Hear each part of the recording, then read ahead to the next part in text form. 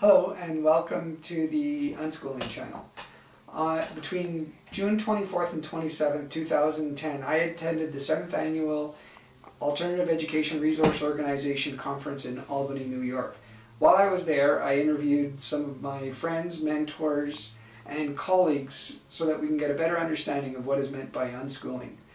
I asked them 4 questions. The first question I asked was, how would you define or explain unschooling?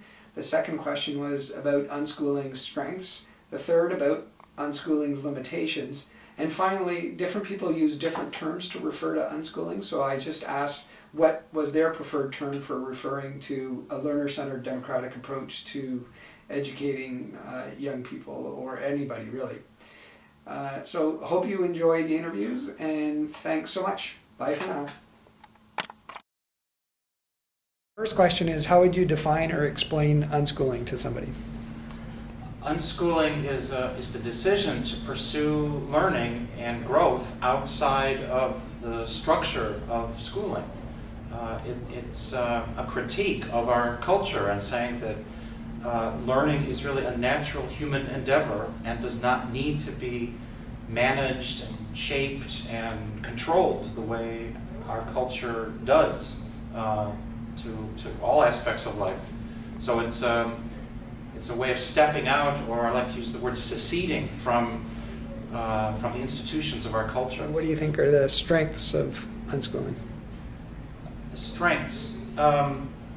If you trust human nature and you think that we do naturally learn, that we have the resources within ourselves to reach out to the world and engage with the world and grow through that experience, then unschooling gives people the opportunity to do that. It allows the most natural, organic processes of our development to thrive, to have space to grow. In the institutions that have been fashioned around learning, that often gets throttled. And so unschooling is a way of releasing our natural potentials. I think also it accommodates the vast differences between human beings. People learn in different ways, at different paces, and for different reasons. And when you're in an institution that is trying to standardize things and make everything efficient, you lose that diversity. And so unschooling allows individuals to be themselves and to pursue the rhythm that's most natural to them. And limitations. There's a dilemma in when we think of educational alternatives. There's always this balancing act between freedom and I guess you could call it structure, but it's recognizing that every individual is different and has personal styles and everything about us is unique, and yet we are also part of society. We're part of a larger world. We're part of an ecology, a natural world. And if we're only individualistic, if we only do what feels good to ourselves, I think we're missing something of the connection between the larger context that we live in. For unschoolers, I think there's a danger in that. It's not a huge danger because people naturally want to connect. So I don't think most unschoolers just go off in their own little worlds and ignore the rest of the world. But I think it's something to be aware of if you're pursuing this path, that there are bigger issues, bigger problems, bigger challenges that we face as a species, as a community, and whatever level you want to look at. We have responsibilities to a larger world, something outside of ourselves. And as long as you keep that in mind when you're unschooling, you can have that balance. But that could be a danger if you lose sight of that.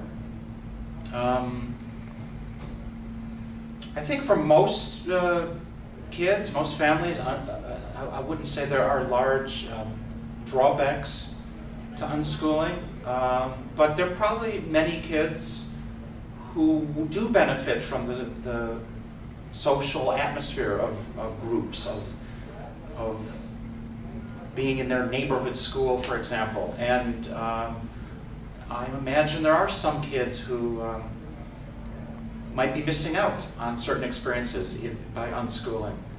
Most of the time that's probably compensated by other experiences that are probably healthier in their own ways, but it's probably not for everybody. Do you have a preferred term? There's some people refer to it as natural learning, or Wendy President talks about life learning, John Taylor Gatto talks about open source learning, and of course unschooling. Does it matter to you? No, I don't think it matters. The term I've used throughout my work is holistic education, and to me that covers all of these terms. It's something that embraces all of them. So